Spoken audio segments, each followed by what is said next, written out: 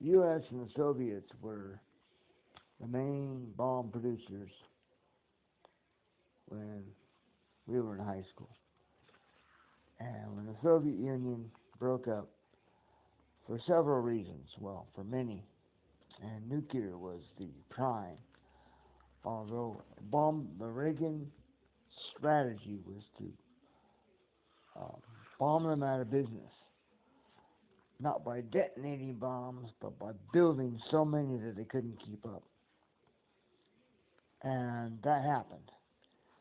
Um, Bomb building is very expensive, not just financially, but everything else it requires.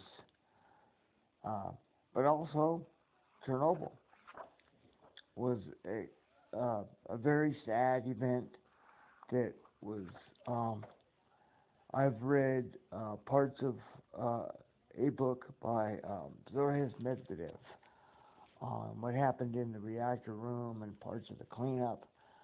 That they replaced the roofs on the local community in the streets, and scraped them up, and moved people back in. And there's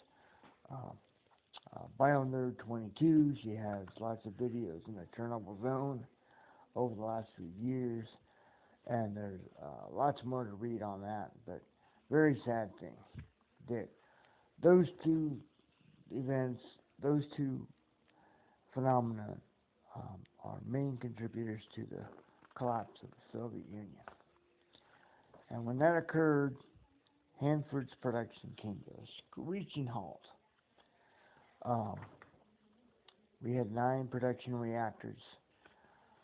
How they did it was they'd burn uranium, and then they'd stack uranium fuel around the reactor cores that would absorb, that would kick the plutonium up inside. It would start a mild reaction inside the fuel rods around the reactor core, and then they'd pull, but it wouldn't get a chain reaction. I mean, it would. It's called irradiation, fuel irradiation.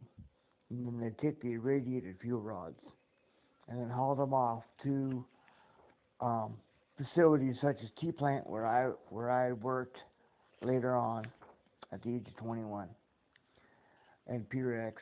I mean, I didn't work. I worked next to Purex when I was 20, but huge facilities, 800 feet long, solid concrete, 3 stories high. That would take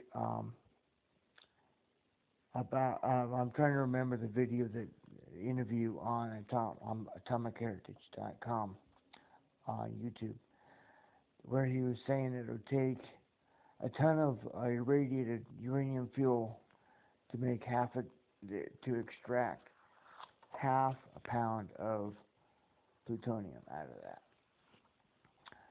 And they would mix acids and all kinds of stuff.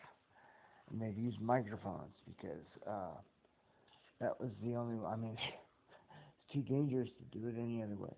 I mean, the operators could tell by the sound if the process was done. Yada yada. But I'm just now seeing these videos. I mean, when I was there working in cleanup operations, they only let me in. I only was in a concrete room with no windows, and not allowed anywhere else. Just on a computer with a DOS screen.